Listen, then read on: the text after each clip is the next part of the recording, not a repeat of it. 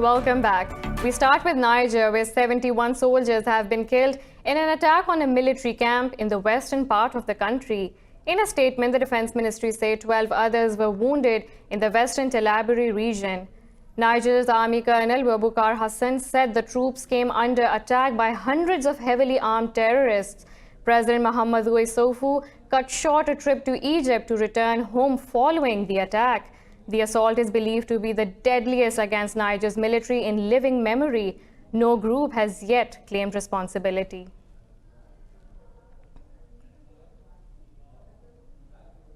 Moving on to India, which has moved thousands of troops into the northeastern states of Assam and Tripura as violent protests erupted against a controversial citizenship bill.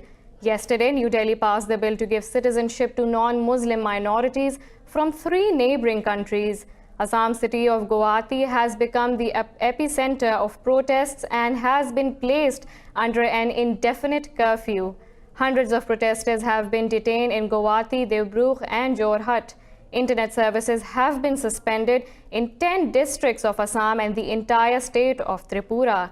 Meanwhile, the opposition Congress party has called for a complete shutdown strike in Tripura.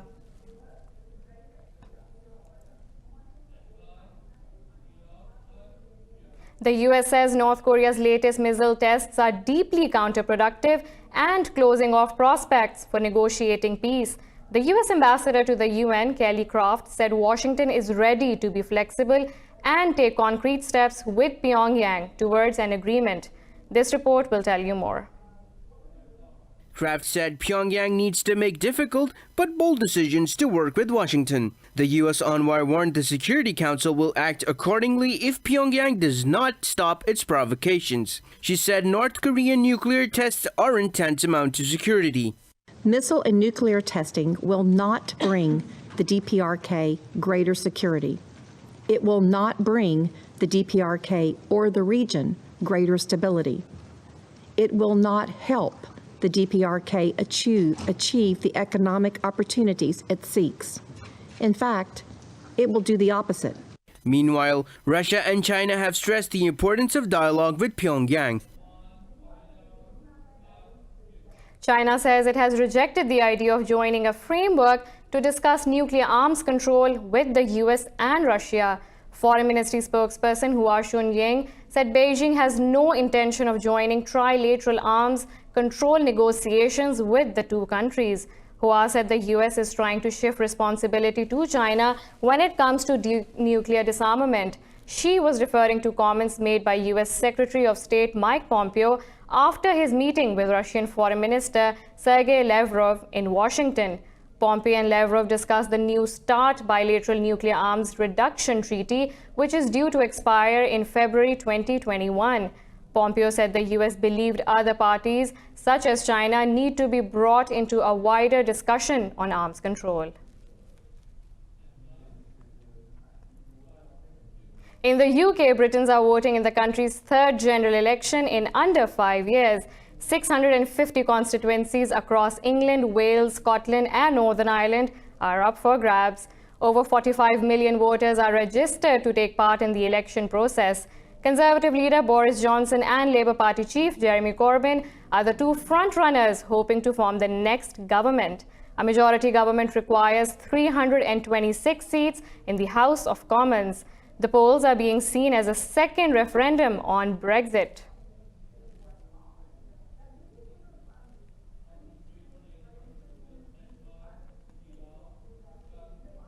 As Britain is voting in today's general election, Islamophobia has emerged as a big concern for Muslim voters.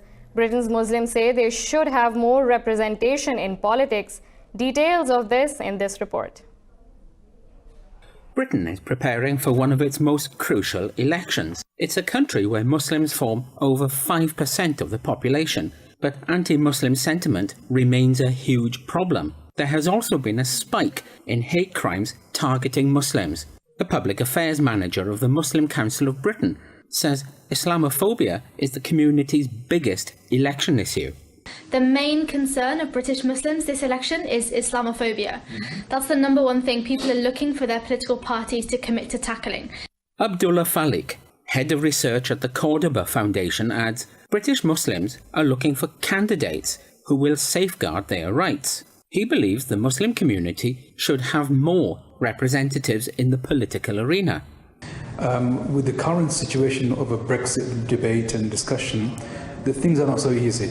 You see the far right and other elements who are, coded racists or coded Islamophobes are taking the political sphere. They're trying to campaign on issues around Iran immigration, on security and terrorism. But essentially, they are targeting the Muslim community. On the other side, previous governments have been unable to define Islamophobia.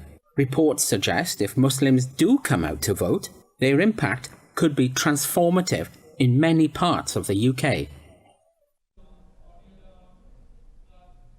The Israeli parliament has approved a motion to hold new national elections on March 2nd. The approval came hours after a final deadline to form a government following the September polls passed. Israelis will return to the polls for third election in a year after the two largest parties failed to seal a power-sharing deal before Wednesday's deadline. Prime Minister Benjamin Netanyahu and his main rival, Benny Gantz, were unable to build a governing coalition. President Reuven Rivlin had offered legislators the opportunity to cobble together a majority parliamentary bloc. This approach also failed, leading the country to new polls in March. In Iraq, a third anti-government activist has been murdered in less than 10 days. The body of 49-year-old Ali Alami was found with gunshot wounds to the head in Baghdad. Forensic experts said he had been hit by 3 bullets. Alami's close friends said the militias of a corrupt government had killed him. Police say the attackers used guns with silencers. The United Nations has accused militias of killing and abducting demonstrators. The UN urged Iraqi authorities to hold the perpetrators accountable.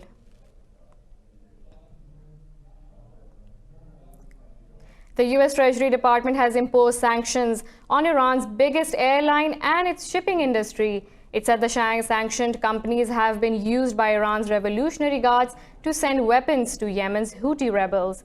The curbs freeze U.S. assets belonging to those targeted and prohibit Americans from doing business with them. The Treasury said the aid was smuggled on behalf of Iran's Islamic Revolutionary Guards Corps.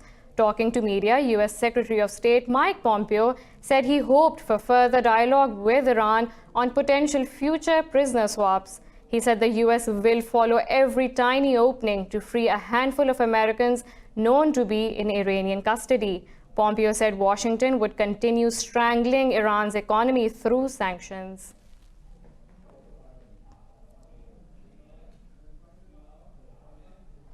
U.S. Secretary of State Mike Pompeo has condemned a suicide bombing near the largest U.S. military base in Afghanistan.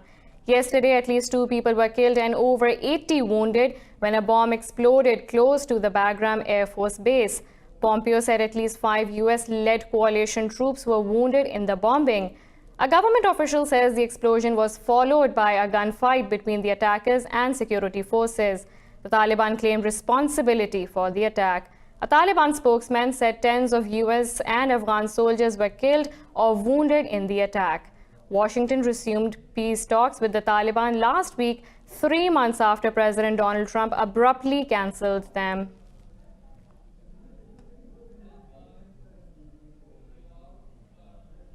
The Chilean government says it has sent fighter jets to search for an Air Force plane with 38 people on board. The aircraft went missing between the southern tip of South America and Antarctica. Chile has deployed 15 planes and 5 ships to search for the missing plane. A government spokeswoman said there is still no new information. Most of those aboard the missing plane were Air Force personnel. Many of them were traveling to carry out logistical support tasks at Chile's Eduardo Frei Base in Antarctica.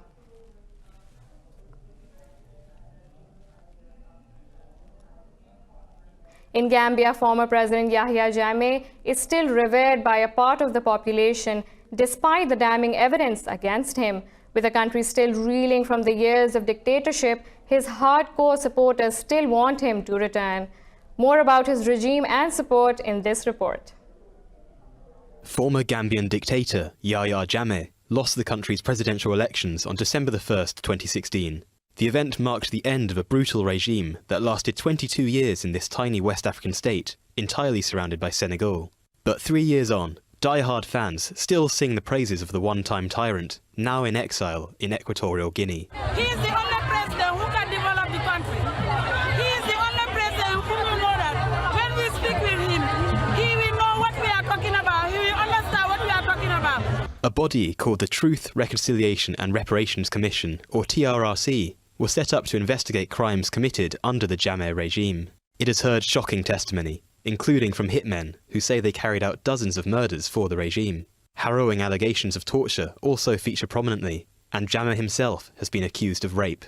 But supporters reject these accusations out of hand, and are confident that the APRC, the former ruling party, will bounce back. This can show it by yourself. The crowd and the people that show their love, the TRRC, this will show them that still now people love the former president. But with evidence against his regime continuing to stack up, if Jammeh ever does decide to return from exile, he would almost certainly be risking prosecution. We have a lot more coming up right after this short break. Stay tuned.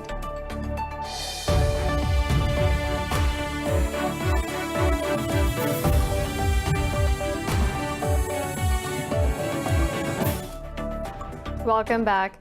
UN Chief Antonio Guterres has exhorted major world economies to make more ambitious commitments to cut greenhouse gas emissions. He said the human race would be doomed if the current situation continues.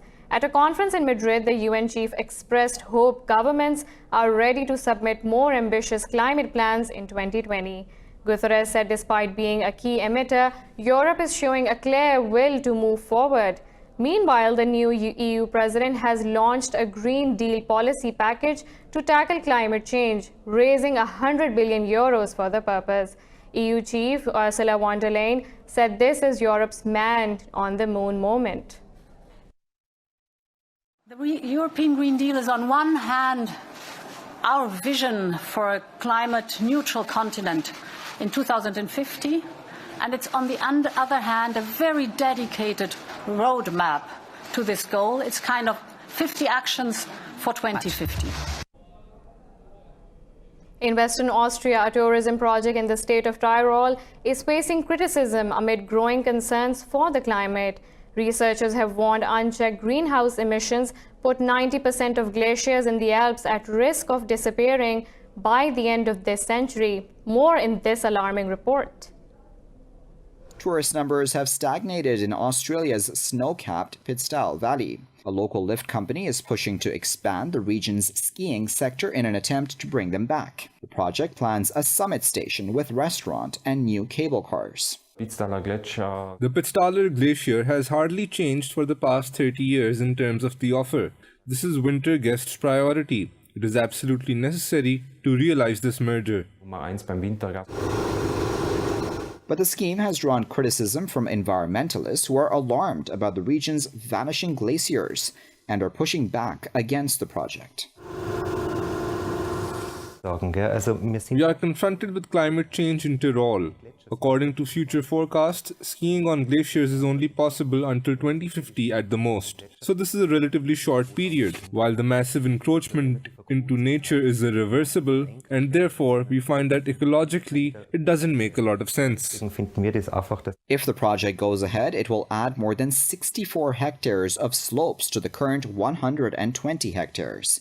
An online petition against the plans has pulled in more than 150,000 signatures within 2 months.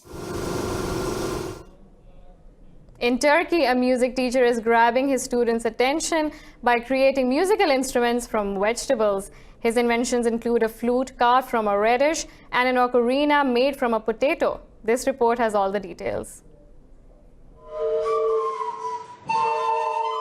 Shaping musical instruments from perishable items is an innovative and unique idea. This Turkish music teacher uses carrots, potatoes, radish, broccoli, and celery roots to make small musical instruments.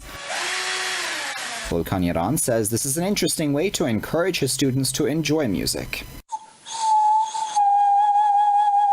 My students showed great interest in this carrot flute. Almost every day, several students bought carrots to me, asking if I could make flutes for them. They wanted to hear the carrot sound. Iran uses an electric drill to make holes in vegetables, enabling them to produce musical sounds.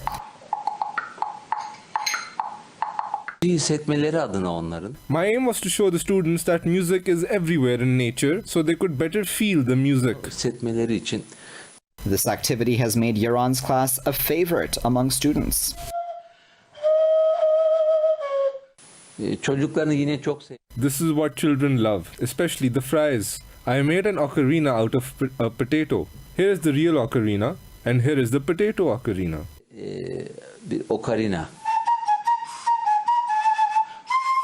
Iran has had an interest in music since childhood and wants its students to love the art as much as he does.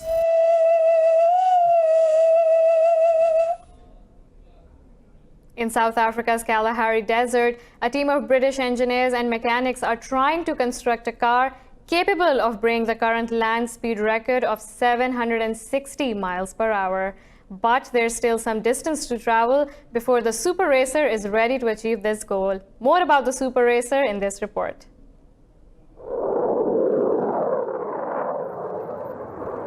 On the desert floor, rocketing up to 900 kilometers an hour in South Africa's Kalahari Desert, this car, created by British company Bloodhound, is still in its testing phase. They hope to get to the point where it can compete to break the land speed record of 1,223 kilometers an hour, the fastest speed achieved by a person in a vehicle on land. That's 900 kilometers an hour out of the way. We're now going to target something around about 980, see how that goes. And if we can get that fast, we'll see if we can sneak it up towards 1,000. The 16-kilometer stretch is located in the bed of a dried-out lake in the Kalahari Desert, one of few places in the world flat enough to shoot for such speeds. It's an out-of-the-ordinary car, with an engine to match. The vehicle is powered by a fighter plane's jet engine, which will later be reinforced with an additional one from a rocket. As it is a car, it has a steering wheel, has a throttle pedal, has a brake pedal. The total power while we're in South Africa this year is about 54,000 brake horsepower. With the first phase of testing complete, Bloodhound are back in the UK, with their return to the South African desert planned for the summer of 2021. By then, they hope to come equipped with an extra rocket engine, the boost that they hope will enable them to set a new land speed record.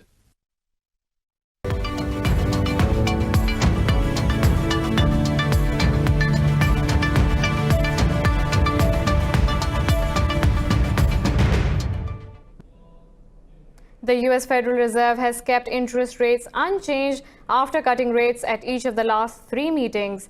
The Federal Open Market Committee maintained the funds rate in a target range of 1.5% to 1.75%. The Fed said the labor market remains strong and economic activity has been rising at a moderate rate.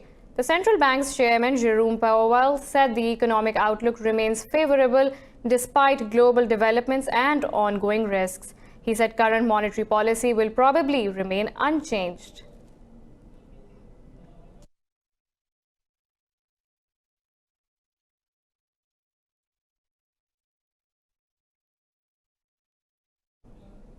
China's telecom giant Huawei has won a contract to supply 5G infrastructure to Germany, but the politically sensitive deal is subject to government approval following US concerns about spying. In a statement, the country's second biggest operator, Telefonica Germany, said it is giving Huawei and Finland's Nokia an equal role in the project. It called the two companies proven strategic partners. It said the cooperation will be subject to successful security certification of the technology. The company said it will begin the 5G upgrade next year and hopes to connect 30 cities with the network by the end of 2022. Stock markets in Asia are trading mixed after the US Federal Reserve announced not to raise interest rates. Investors are monitoring developments ahead of the December 15th tariff deadline by US on Chinese products. Hong Kong's Hang Seng is trading over 1% higher. Seoul's Kospi has also gained over 1% as shares of Samsung Electronics and SK Hynix surged over 2%. The Shanghai Composite is trading fractionally lower. Tokyo's Nikkei 225 has gained a fraction. Meanwhile, international oil prices have gained nearly 0.5% as OPEC forecast a smaller supply deficit next year.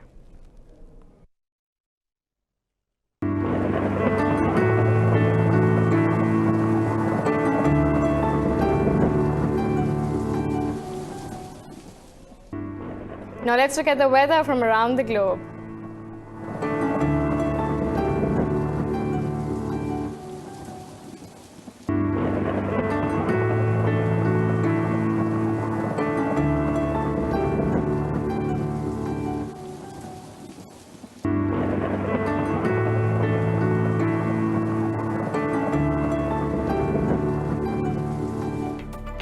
This is all for now. For the latest updates, you can follow us on social media at indus.news.